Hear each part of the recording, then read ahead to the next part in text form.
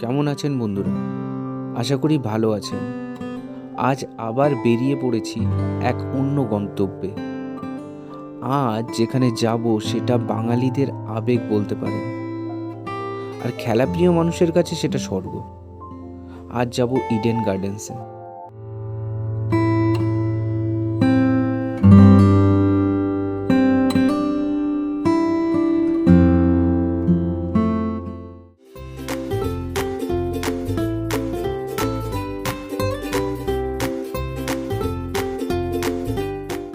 যে জায়গা টিভির পর্দায় বহুবার দেখে এসেছি, আজ সেখানেই যাচ্ছি। বেশ এক্সাইটেড লাগছে। ট্রেন শিয়ালদা ঢুকে গেছে, তাই গেটের মুখেই দাঁড়িয়ে আছি।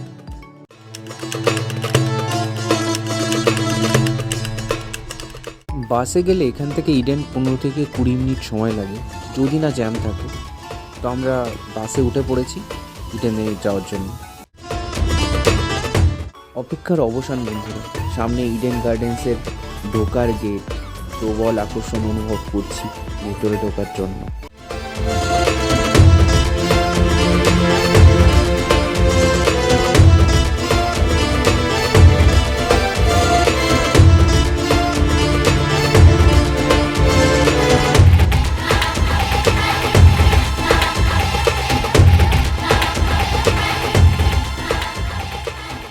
এই সেই ঐতিহাসিক স্বর্গরাজ্য, আর অসংখ্য ক্রিকেট প্রেমী ও বাঙালিদের আবেগ।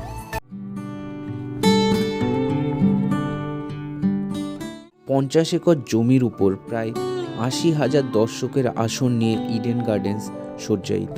158 বছর আগে জর্জ ইডেন এই প্রাঙ্গণটি নির্মাণ করেন।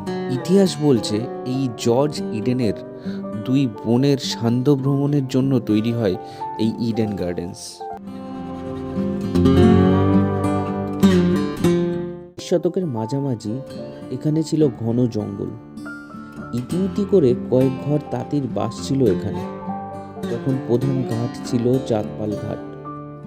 জনৈক চন্দ্রনাথ পালের নামে এই ঘাটের নামকরণ হয়েছিল। মাঝিমাল্লা ও পথিকদের জন্য একটা মুদির দোকান দিয়েছিলেন তিনি।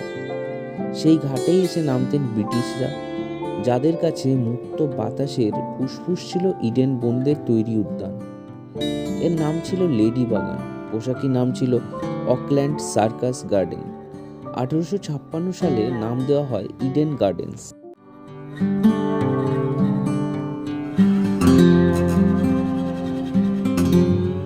ভাবুন তো একবার, একটা সময় এখানে ঘন জঙ্গল ছিল।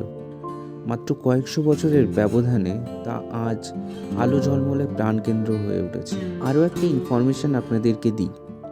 ডালহৌসির শাসনকালে মায়ানমার থেকে রোম থেকে জাহাজ করে ইডেন উদ্যানে নিয়ে আসা হয়েছিল প্যাগোডা। বার্মার বৌদ্ধ প্যাগোডার পরিবর্তিত ঠিকানা হয় ইডেন উদ্যান। প্রথম দিকে এই পার্কের নাম কিন্তু ইডেন ছিল না, ছিল অকল্যান্ড সার্কাস গার্ডেন। কিন্তু পরবর্তীতে এর নির্মাণকারীগণ বাইবেলে বর্ণিত গার্ডেন অফ ইডেন দ্বারা উদ্বুদ্ধ হয়ে এর নাম রাখেন ইডেন গার্ডেন্স। এই মাঠে প্রথম টেস্ট খেলা শুরু হয়েছিল ভারত আর ইংল্যান্ডের মধ্যে 1934 সালে। তখন ওয়ানডে বলে কিছু ছিল না, তখন টেস্টটাই খেলা হতো।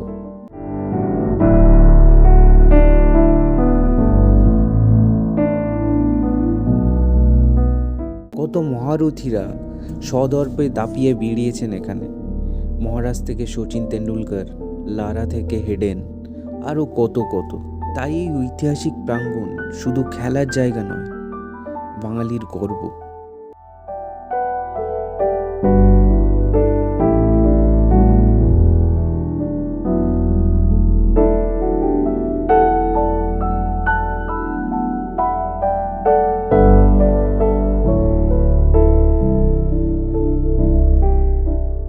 আজ অবশ্য অন্তর্দেশীয় ক্রিকেট টুর্নামেন্ট চলছে বেঙ্গল আর কর্ণাটকের ভেতর।